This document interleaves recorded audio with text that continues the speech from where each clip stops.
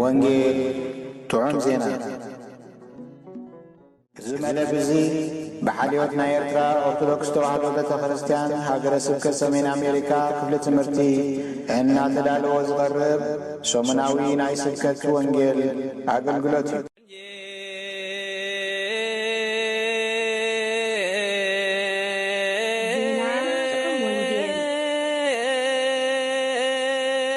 ዜና ጥዑም ወንጌል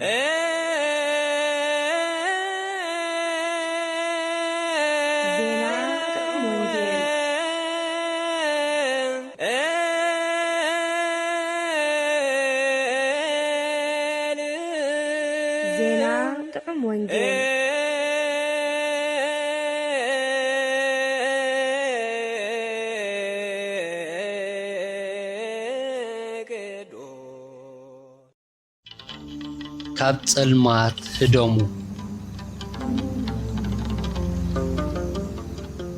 ምስባክ ናይ ዝዕለት እዚ ብርሃንካን ሓቅኻን ለኣኽ ንሳተን ይምርሓኒ ናብ ቅድስቲ ኸረንካን ናብ ማሕደራትካን የብፅሓኒ መዝሙር 46 ፍቕዲ 3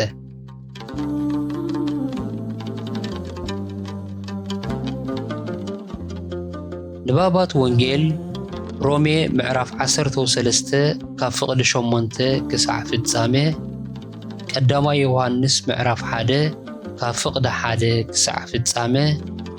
ግብረ ሐዋርያት ምዕራፍ 26 ካብ ፍቕዲ 12 ክሳዕ 23 ወንጌል ዮሐንስ ምዕራፍ 1 ካብ ፍቕዲ 1 ክሳዕ 18 ቅዳሴ ዘእግዚእነ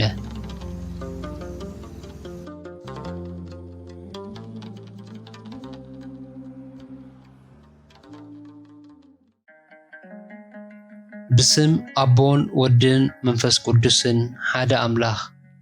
ጸጋ ጎይታ ኢየሱስ ክርስቶስ ምስ ኩላትና ይኹን። ኣብ ኩሉ ኩርናዓት ዓለም ዘለኹም ህዝቢ አምላኽ ብረድኤት ናይ እግዚአብሔር አምላኽና ካብ ሰሙን ናብ ሰሙን ዓቂቡ ተኻፈልቲ ናይ ሰሙን እዚ ወንጌል ጥዑም ዜና ክንከውን ስለ ዝበቕዓና ንእግዚአብሔር አምላኽና ስብሓት ይኹኖ። ለይቲ ሓሊፋ መዓልቲ ቀሪባያ እሞ ግብሪ ጸልማት ካባና ደርቢናስ ኣጽዋር ብርሃን ንልበስ። ከም ብመዓልቲ ብቕንዕና ንማላለስ ብጓይላን መስተን ኣይኮነን ብምንዝርናን ዕብዳን ኣይኮነን ብባእስን ቅንኣትን ኣይኮነን። ሮሜ ምዕራፍ 13 ፍቕዲ 12-13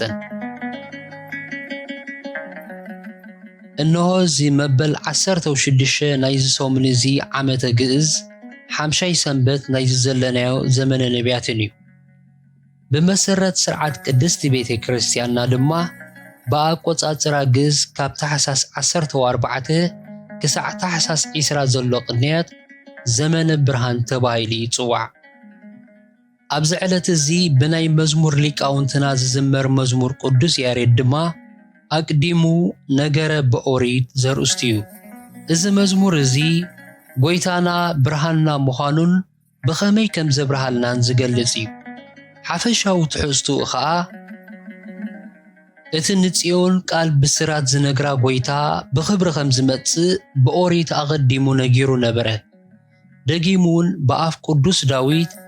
ብስም እግዚአብሔር ዝመጽእ ብሩኽ እዩ ኢሉ እዩ። ኣብ ልዕሊ ጻድቃን ዘብርህ ብርሃን ናብ ዓለም መጸ። ክርስቶስ እቲ መርዓዊያ ንቤተ ክርስቲያን ንሽጉራት ክረድእ ነቶም ፋሕ ዝበሉ ድማ ክእክብ ናባና መጸ። ብብርሃንን ክብሩን ብጽንዓት ሓይሉን ወልድ ካብ ኣቦ ወፀ ማለት ተሰብከ። በቲ ናይ ቅድሚ ዓለም ህላውኡ ኣብ መዛግብቲ ብርሃን ዝነግስ ክርስቶስ ንምድሪ ብኽብሩ መልኣ። ንሱ ንሰንበት በቓሉ ዝሰርዐ ንኹልና ሰላሙ ዝጸገወ መድሓኒና እዩ ዝብል እዩ። እቲ ብመሰረት እዚ መዝሙር እዚ ተሰሪዒልና ዘሎ ናይ ዝዕለት እዚ ንባብ ሓድሽ ኪዳንን ናይ ዝዕለት እዚ ምስባክን ብምሉኡ ድማ ብርሃን ጠቀስ ትሕሶ ዘለዎ እዩ። ካብዚ ንባባት እዝን ካብቲ ካልእ ተዛማዲ ክፍልታት መጽሓፍ ቅዱስን ከም ንግንዘቦ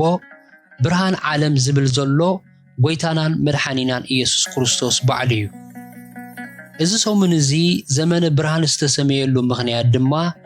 ብዛዕባ ብርሃን ክርስቶስ ብዕምቆት ከነስተንትንን ከነመስግንን በዚ ብርሃን እዚ ዝተገልጹልና ምስጢራት ከነለሊ ከምቲ ቃሉ ዝእዘና ድማ ንርእስና ብርሃን ኮይንና ግብሪ ብርሃን እናገበርና ንነብር ከም ዘለና ርእስና ክንምርምር ዝተሰርዐልና ቅንያ ስለ ዝኾነ እዩ። እቲ ቅድሚ ንባብ ቅዱስ ወንጌል ዘንበብናዮ ምስባክ ብርሃንካን ሓቅኻን ለኣህ ንሳተን ይምርሓኒ ናብ ማሓደራትካ የብፅሓኒ ዝብል ትንቢታዊ ጸሎት እዩ። በዚ ብርሃን እዚ ዘይተመርሐ ሰብ ናብታ ማሕደር ኣምላኽ ዝኾነት ሰማያዊ ኢየሩሳሌም ናብ መንግሥተ ሰማያት ኣይበጽሕን እዩ። ናይ ዝዕለት እዚ ኣርእስትናን ትምህርትናን ካብቲ ናይ ሮሜ ምዕራፍ 13 ካብ ፍቕዲ 8 ክሳብ 14 ንባብና ዝተወስደ እዩ። ካብ ጸልማት ዶ ይህደም እዩ? ብዛዕባ እንታይ ዝዓይነቱ ጸልማትን ብርሃንን ዲና ንዛረብ ዘለና? ቅድስቲ ቤተ ክርስቲያን ነዚ ኣገዳሲ ናይ ዘመነ ብርሃን ንኡስ ዘመን ዝሰርዐተልና እቲ ሓቀኛ ብርሃንን ጸልማትን እንታይ ምዃኑ ብንጹር ፈሊጥናን ተረዲእናን ምድራዊ ህይወትና ኽነማእዝንን ዘለዓለማዊ መጻኢና ድማ ኽነጸብቕ ስለ ዝተደለየ እዩ። ነዚ ፍልጠት ምድሓን እዚ ስለ ዘይረኸብናን በቲ ክንሃድመሉ ዝግብኣና ጸልማት ተዋሒጥናን ተኣሲርና ንነብር ሰባት ብዙሓት ኢና። ካብ ጸልማት ክህደም ከም ዝግብኣን ከም ዝከኣልን እቲ ዕለት መጽእ እንሕልፎ ማሕበራዊ ናብራና ዓብዪ መረጋገፂ እዩ። ፀሓይ ካብ ከባቢና ተኸዊላ ምስ ዓረበት እቲ ዘለናዮ ቦታ ዝድህሰስ ብዝመስል ድቕድቕ ጸልማት ይዝወሓድ። ጸልማት ዓቕልኻ ዘጽብብ ክፉእ ኩነት ስለ ዝኾነ ክንዕገሶ ይኸብደና እዩ። ስለዚ ክንሃድመሉን ክነርሕቖን ስለ እንደሊ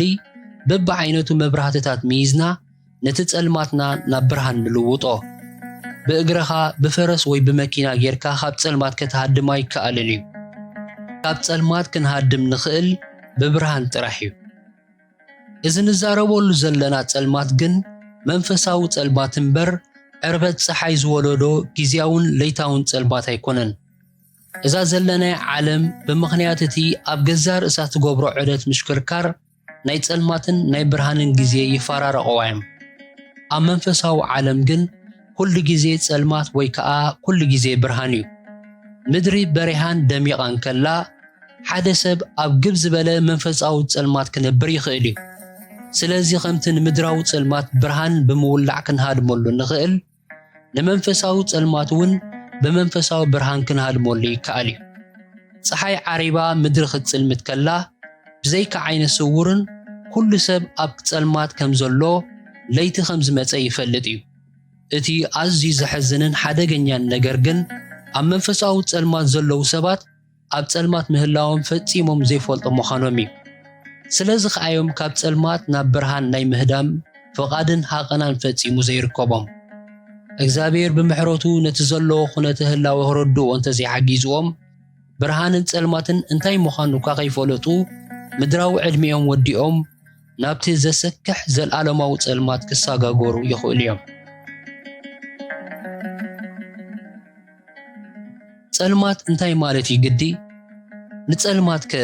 መንፈሳዊ ዘይመንፈሳዊ ኢልካ ምክፍፋሉ ረብሑ እንታይ እዩ? ትርጉም ጸልማት ካብቲ ዕለታዊ ተመኩሮና ጽቡቕ ጌርና ንፈልጦ ኢና። ህላወ ጸልማት ምስ ኣዒንትናን ምርኣይን ዝተዛመደ እዩ። ብርሃን ክህልው ከሎ ኣዒንቲ ዋላኻ ፍረ ጣፍ ዝደቅቕ ነገራት ናይ ምርኣይ ዓቕሚ ይህልወን። እቲ ብርሃን እናጎደለ ጸልማት ድማ እናወሰኸ ኸይድ ከሎ ድማ ናይ ምርኣይ ዓቕምና እናጎደለ ይኸይድ። ፈጺሙ ግብ ኢሉ ምስ ጸልመት ድማ ክንዲ እምባ ዝኣክል ግዙፍ ነገር እኳ ምርኣይ ንስእን። ስለዚ ጸልማት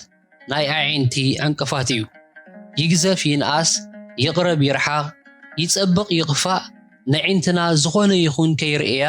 ጸልማት ይዕንቅፈን እዩ። ናይ ስጋ ኣዒንትና ብጥዑ ይኸሎ መንፈሳዊ ዝኾነ ጉዳያት ከይንርእን ከይንፈልጥን ክንሽገር እውን ንረአ ኢና። أمونغو تصدقن حاتياتن صبقون كفوئن ناي أملاخن ناي سيطانن كنفلين كنمرتسن كنقبرن عقم نسئن دما أم منفساو تسألمات كم زلنا أعينت لبونانا مالت منفساو أعينتنا تدفينون عويرن كم زلهم فلتي قبا نحنا دك سبات مدر السماياويان فطراتينا إذا لبيسنا زلنا سقا كاب حمد مدرس لستفترة مدراويانينا إجزابير كم منفسون كاب بحرين كفيلوس لستفترنا دما سماياويانينا منفساو نجر كنفلت كنمرت كونه كنقبر زرد أنا دما إذا السماياوي تفترنا يو إذا السماياوي تفترنا زي كاب أملاخ استخافلنا يسلزخونه أز يسنايو بو تمرحنا دما سناي زخونه ناي صدق نجر تراح كنحسبن كنزاربن كنقبرن يزقبانا نسو تراح زبرهانان زقلنان كابو وصاي زخونه نجر مغبار دما أز يصلانان زخبدنان كنقبرو فصيمو زيكونلنان كخون يزقبا ناي صدق نجر زصلانان عقلنا زصبلنان ناي حاتيات نجر جن زبرهانان زحغسنان تخوينو جن شعو ناب جب زبله منفساو صلمات اتينا بمنفساو عرد توقعنا لنا مالتي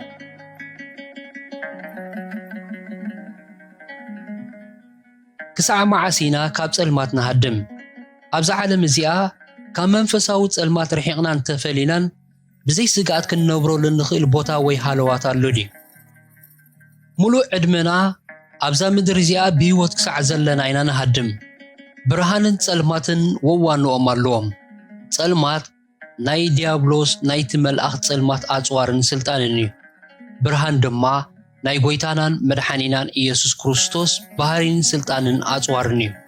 قدوس باولوس زعباتي بغويتانا استغبرلنا عبي غبر مدحان كغلص كله نزا حق زي ابرهيلنا له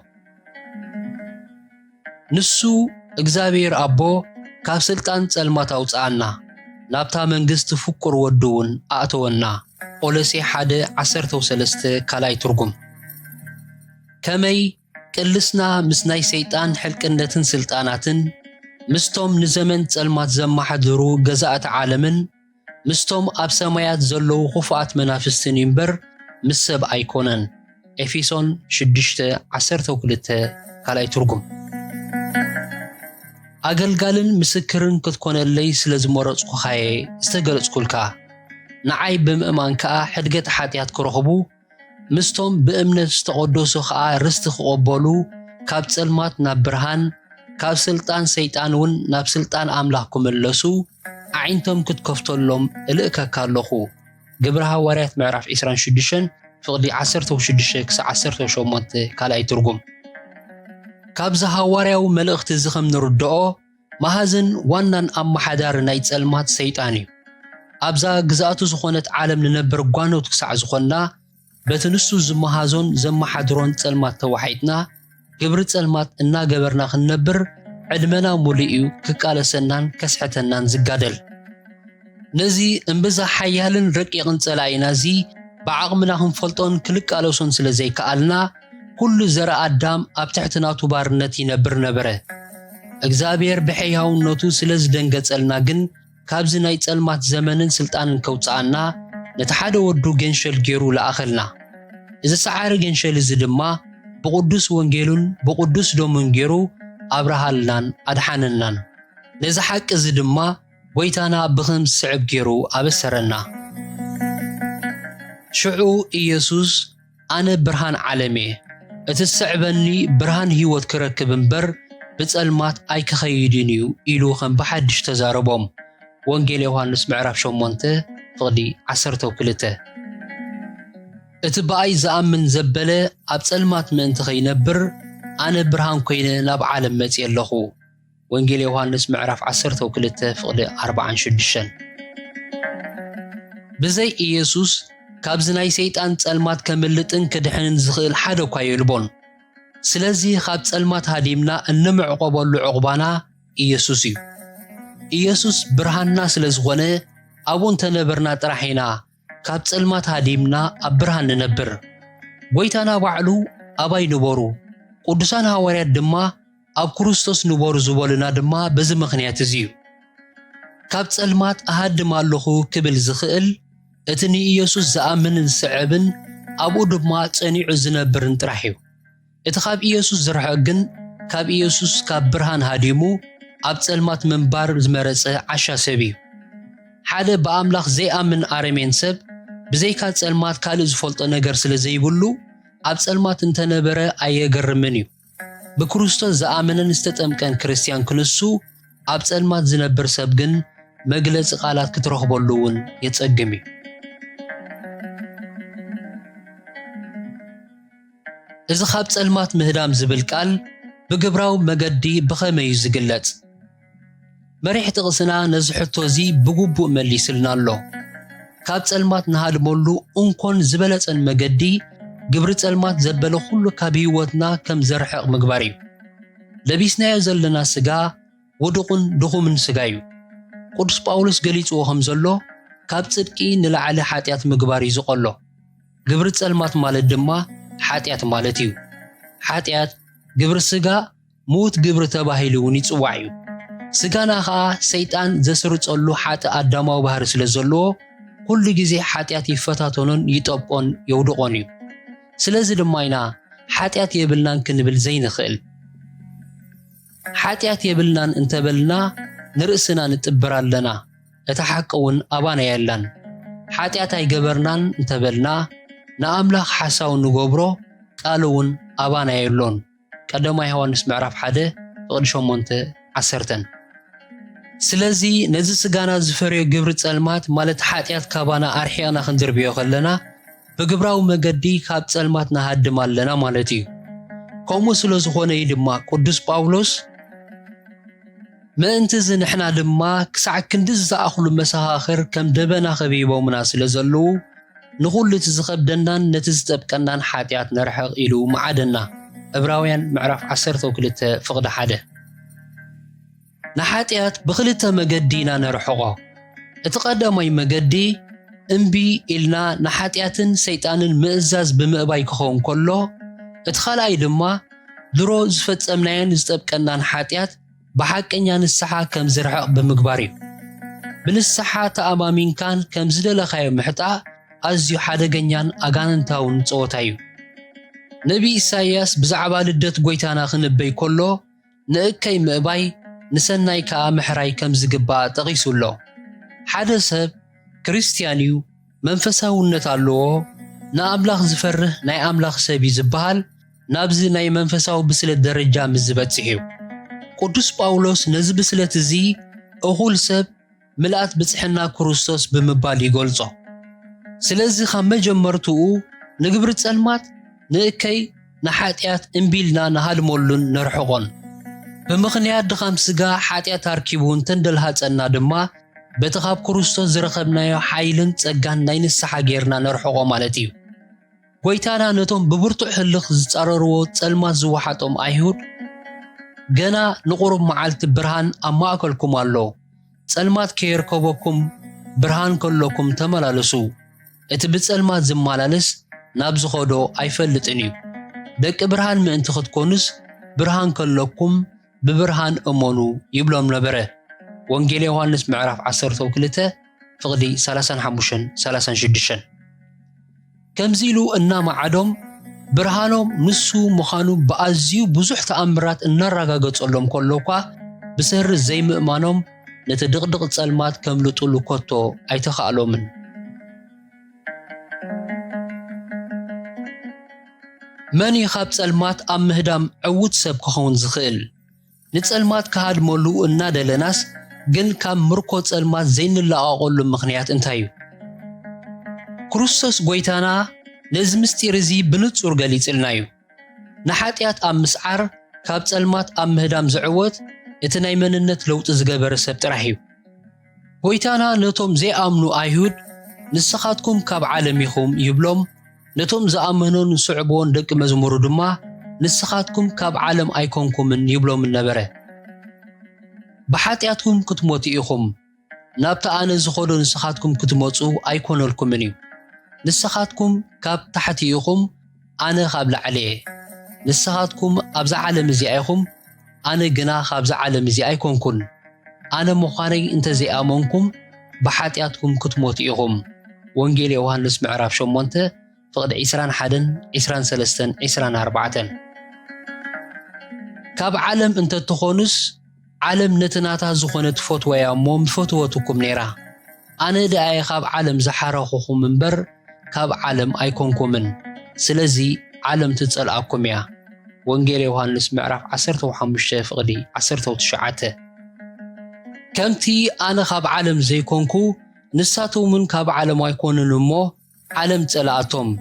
ካብቲ ኽፉእ ዲያብሎስ ክትሕልዎም እምበር ካብ ዓለም ክተውፅኦም ኣይኮንኩን ዝልምን ዘለኹ ወንጌል ዮሐንስ ምዕራፍ 17 ፍቕዲ 14-15 እዛ ንነብረላ ዘለና ዓለም ሓጢኣት ዝጥበባ ናይ ጸልማት ዓለም እያ ካብዛ ዓለም እዚኣ ንዝኾነ ሰብ ብዘይካ ጸልማት ካልእ ቁም ነገርን ታሪኽን ክህልዎ ኣይክእልን እዩ ምድራዊ ማለት ዓለማዊ እንተኾይንካ ኣተሓሳስባኻ ዘረባኻ ኾነ ግብረኻ እውን ምድራዊ ኮይኑ ዝተርፍ እቲ ብኣካል ኣብዛ ዓለም እዚኣ እናነበረ ኸሎ ብመንነቱ ተፈልይዋስ ካብ ኣምላኽ ካብ ላዕሊ ዝኾነ ሰብ ግን ኣተሓሳስቡን ዘረቡን ተግባራቱን ናይ ላዕሊ ናይ ሰማይ ናይ ኣምላኽ ጥራሕ ዝኸውን ስለዚ ከዓ እዩ ነቲ ኣብ ላዕሊ ዘሎ ድለዩ ኣብ ላዕሊ ዘሎ ሕሰቡ ኣብ ምድሪ ዘሎ ኣይኮነን ዝተባህለልና ካብ ዓለም እንተኾይንካ ይትረፍ ካብ ጸልማት ሃዲምካ ክትምልጥ እቲ ናይ ምህዳም ሓሳብን ባህግን እውን ኣይህልወካን እዩ ካብ ላዕሊ ካብ ኣምላኽ እንተኾይንካ ግን ንጸልማት ይትረፍ ከተፍቁሮን ክትነብሮን ንዝሓፀር ግዜ ዝጠብቀካ ክትዕጎሶ ኣይከኣልን እዩ እቶም ብብርሃን ብክርስቶስ ዝኣመልና ንርእስና ብርሃን ደቂ ብርሃን ኢና ንኸውን በኣንጻሩ እቶም ጸልማት ዘፍቀርናን ዝኣመንናን ድማ ጸልማት ደቂ ጸልማት ኢና ንኸውን እምበኣርሲ ምስቶም ደቂ ዘይምእዛዝ ሕብረት ኣይሃለኹም ፍረ ብርሃን ብሰናይ ዘበለን ብጽድቅን ብሓይልን እዩ ቀደም ጸልማት ነርኩም ኢኹም እሞ ብጎይታ ግና ሕጅ ብርሃን ኢኹም ንጎይታ ዘሐጉሶ እናመርመርኩም ከም ደቂ ብርሃን ኮይንኩም ተመላለሱ ግንሕዎም ዳ እምበር ነቲ ፍረ ዘይብሉ ግብሪ ጸልማት ሲ ኣይተሕበርዎ ኤፌሶን ምዕራፍ 5 ፍቕዲ 7-11 ንስኻትኩም ብርሃን ዓለም ኢኹም ኣብ ከረን ዘላ ከተማ ክትክወል ኣይከኣላን እዩ ከምኡ ከዓ ነቲ ጽቡቕ ግብርኹም ርእዮም ኣብ ሰማያት ንዘሎ ኣቦኹም ምእንቲ ኸመስግንዎ ብርሃንኩም ኣብ ቅድሚ ሰብ ይብራህ ማቴዎስ ምዕራፍ 5 ፍቕዲ 14-16 ስለዚ ካብ ጸልማት ነምልጠሉ ዘየዳግም ጥበብና ካብ ጸልማትን ናይ ጸልማትን ማለት ናይ ዓለምን ካብ ምዃንን ሃዲምና ናብ ብርሃንን ናይ ብርሃንን ናይ ኣምላኽ ናብ ምዃን ምልዋጥን እዩ ስለዚ ከዓ ነቶም ደቂ ጸልማት ጥፍኣት ብድንገት ይመጾም ከቶውን ኣይከምልጡን እዮም ንስኻትኩም ግና ኣሕዋተየ ኩላትኩም ደቂ ብርሃንን ደቂ መዓልትን ኢኹም እሞ እታ መዓልቲ እቲኣ ከም ሰራቕ ከይመጸትሲ ኣብ ጸልማት ኣይኮንኩምን ዘለኹም ንሕና ናይ ለይትን ናይ ጸልማትን ኣይኮንናን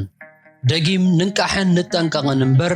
ከምቶም ካልኦት ማለት ከምቶም ደቂ ጸልማት ኣይንደቅስ ተባሂልልና ኣሎ ቀዳማይ ተሰሎንቄ ምዕራፍ 5 ፍቕዲ 3-6 ካብ ጸልማት ምህዳም ናይ ምእባይ ሳዕቤንከ እንታይ እዩ ናይ እግዚአብሔር ዓቕልን ሕያውነትን ኣዝዩ ዓብዪ እኳ እንተኾነ ደረት ስለዎ ስለዝተጸንቀቐ ዘይኮነስ ንሕና ነቲ ሕያውነት እቲ ናብ ዘይንበቕዓሉ ደረጃ ስለንበጽሕ እዩ መስፈር ሓጢኣትካ ክሳዕ ዝመልእ ካብ ጸልማት ክትርሕቕ ጽዋዓ ይቐርበልካ ኣምላኽ ምስ ቀበጸካ ግን እቲ ምርጫኻ ኮይኑ ዝጸንሐ ጸልማት ብድሕሪኡ ግን ፍርድኻ እዩ ዝኸውን ፍቓድ ናይቶም ናይ ጸልማት ኣመሓደርቲ ዝኾኑ እኩያት መናፍስቲ ኣሕሊፉ ይህበካ ብኻልእ ኣዘራርባ ጸልማት ይልእከልካ ይዘርጋሓልካ ናብ ጸልማት ይደፍኣካን ይሰጎካን ብመቑሕ ጸልማት ይኣስረካ ድሕሪ ሞት ኣብ ዘሎ ናይ ፍርዲ ዘመን ድማ ነቶም ብፍቕሪ ጸልማት ዝተለኽፉ ደቂ ጸልማት ዝተዓቑረት ዘለኣለማዊ ድቕድቕ ጸልማት ኣሎ ጎይታና ነዚ ጸልማት እዚ ናይ ወፃኢ ጸልማት ኢሉ እዩ ዝሰምዮ እዚ ሕሱም ጸልማት እዚ ካብ ክብደቱ ስቓዩ ዝተለዓለ ኣስናንካ ዘሕርቀም እዩ ቀላይ ሓዊ ኾነሱስ ብርሃን ግን የብሉን ሰይጣን ምስናይ ኣጋንንቱን ሰዓብቱን ዝጥጠቕሉ ናይ ጸልማት ሓዊ እዩ ጎይታና እቲ ኣባኻ ዘሎ ብርሃን ጸልማት ከይከውን ተጠንቀቕ ኢሉ ዘስማዓሉ ምኽንያት ከኣንሱ እዩ ኣብዛ ምድሪ እዚኣ ጸልማት ክንመርጽ ከለና ነቲ መዋጾ ዘይብሉ ዘለዓለማዊ ጸልማት እውን ንመርጾ ከም ዘለና ንፍለጥ። ነዛ ምድራዊት ጸልማት መዋጾ ኣለዋ፣ ነታ ናይ ዘለዓለም ግን መዋጾን መለሳን የብላን። እምበኣር ጸልማት ዘየስተዓናን ዘየዘንግዓናን ንፉዓት ሃደምቲ ንኹን። ኣብቲ ብርሃን ዓለም ዝኾነ ኢየሱስ ተዓቖብና ደቂ ብርሃን ኮይንና ነበር። ጸጋ ጐይታ ኢየሱስ ክርስቶስን ፍቕሪ ኣምላኽን ሕብረት መንፈስ ቅዱስን ምስ ኩላትና ይኹን። አሜን።